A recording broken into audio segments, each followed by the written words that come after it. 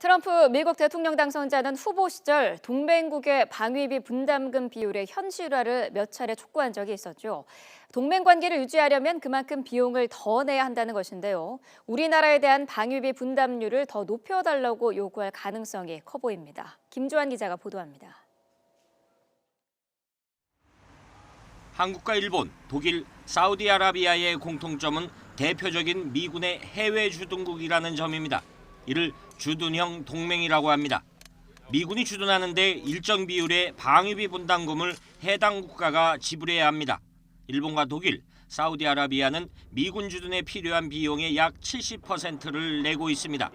우리나라는 지난 1991년 처음으로 주한미군 방위비 분담 특별협정 SMA를 체결한 이후 매년 미치게 50%가량의 분담금을 지불하고 있습니다.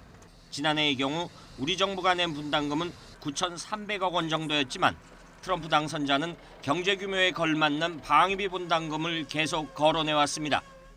We defend Japan, we defend Germany, we defend South Korea, we defend Saudi Arabia, we defend countries. They do not pay us. 지난해 우리나라의 국내 총생산 GDP는 1조 4,043억 달러로 규모 면에서 세계 11위의 경제국입니다. 트럼프 당선자가 이에 합당한 분담금을 얘기한 것이라면 우리 정부의 분담률을 더 높여달라고 촉구할 가능성이 커 보입니다.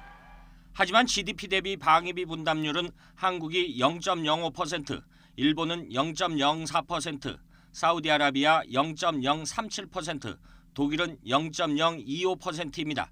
트럼프 당선자가 분담금 상향 조정을 요구하더라도 우리나라가 GDP 대비 분담률이 가장 높은 셈이어서 이를 근거로 미국을 설득할 여지는 충분하다는 분석도 제기되고 있습니다.